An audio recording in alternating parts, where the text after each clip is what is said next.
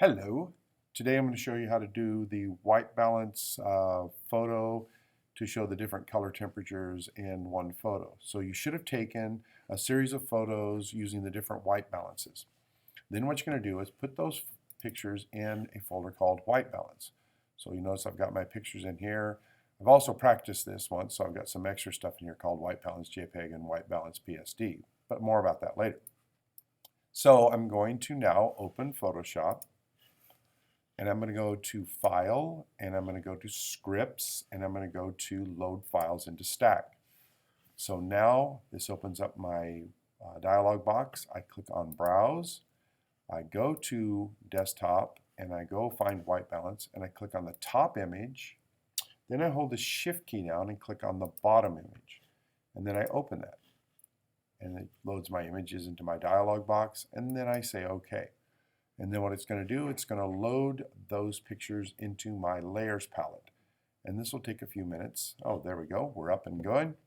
So now I'm going to go to Image and Image Size.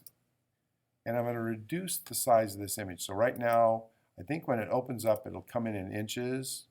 But whatever it comes up in, click on Pixels and change the larger number to 1920.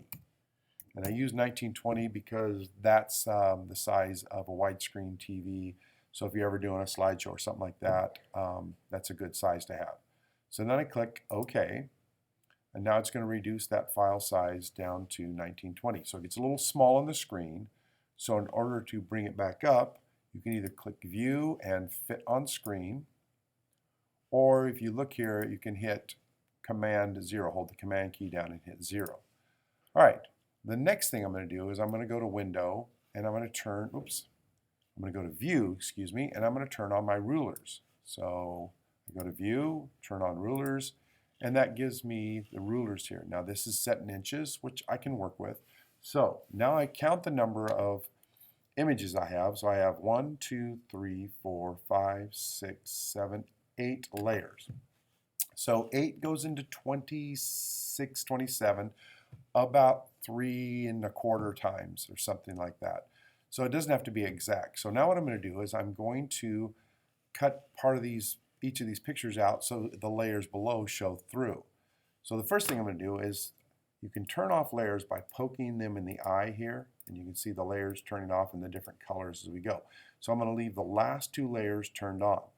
Then I'm going to click on the layer just above the bottom layer. And I'm going to go up here to get my marquee tool, which is the second tool in your toolbox. So I'm going to choose the rectangular marquee tool.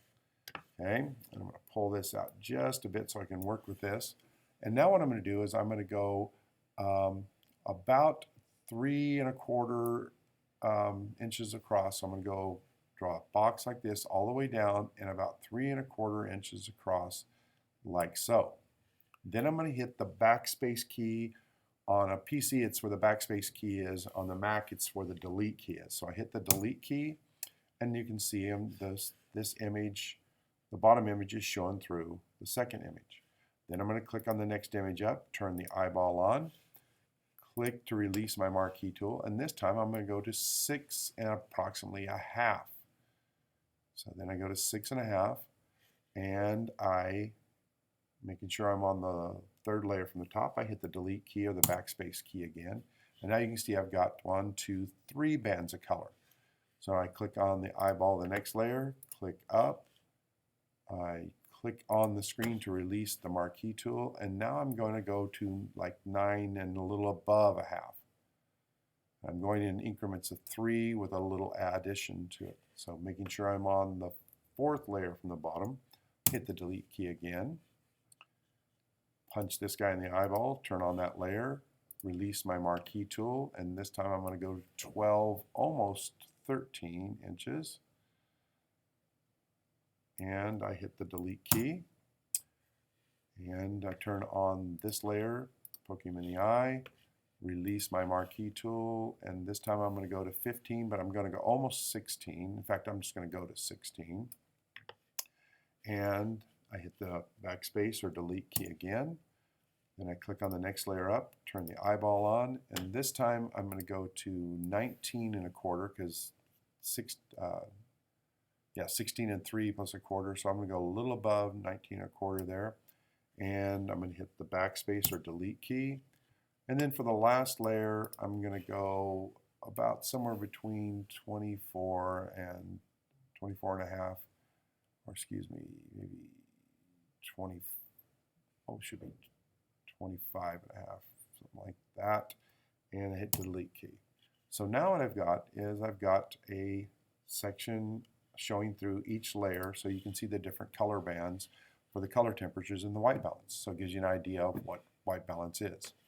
Then I'm going to go to File, I'm going to save it, and I'm going to call it white balance. And you should always save everything as a PSD first, so that way if you make a mistake you don't have to start all the way over. So I'm going to save white balance PSD, and I'll put a 2 on this because I already have one white balance in there. So I'll save it and say OK, and it saves. And then I'm going to go white File, Save As, and this time I'm going to change my format to JPEG because this is the one I'll load up to Flickr, and I'll go white balance 2 and save that in there. And I'm going to slide this file up to 12 if it's on 8. I think it defaults to 8, so I'm going to go to 12 here. Say OK. And now I've got my photo ready to put onto Flickr. And it's right here, white balance 2. And this is what I'll upload to Flickr. And that's how you do your white balance.